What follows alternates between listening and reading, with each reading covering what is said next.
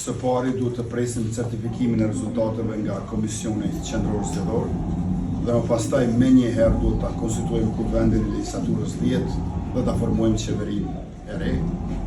Unë jam interesuar që të bashkëpunojmë me opozitën menjëherë për ato që na kanë ngelur pa u miratuar, pra 3 marrëveshje ndërkombëtare lidhur me mbi 120 milion euro të bankës botërore, prej të cilave 90 milion janë mbështetje buxhetore, rreth 20 milion kanë të bëjnë me qellet për fëmijë dhe 20 milion të tjera kanë të bëjnë me sistemin informativ shëndetësor, si dhe pa harruar 880 milion euro të planit të rritjes së Bashkimit Evropian. Për këtu na duhet një shumicë prej 2/3, por besoj që pas certifikimit të rezultateve do të mund të ecim mbare mirë, por edhe shpejt e pa vonesa, me qenë se blokadat janë të pamundshme tani më. Po që është një presidentë sa e keni adresuar si do të zgjidhni? Është tepër herët të flasim tani, sonte do të festojmë dhe jo vetëm sonte,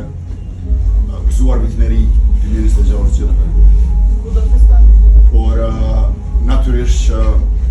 nuk do të vonohemi që ta trajtojmë edhe këtë çështje. Na duhet të bisedojmë edhe me opozitën për çështjen e presidentes apo presidentit të ardhshëm,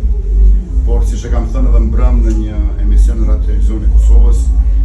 paraprakisht do të ulem të bisedojmë me presidentin aktuale dhe më pastaj do të ndërmarrim edhe hapat e ardhshëm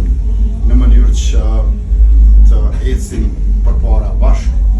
sepse dihet që si për marrëveshjet ndërkombëtare, ashtu për zgjedhjen e presidentit është e nevojshme që të qëndrojnë së paku 80 veta në sallë, edhe nëse votojnë kundër, dhe për këtë do të na duhet të bisedojmë, por ky nuk është as hapi i dytë, është hapi i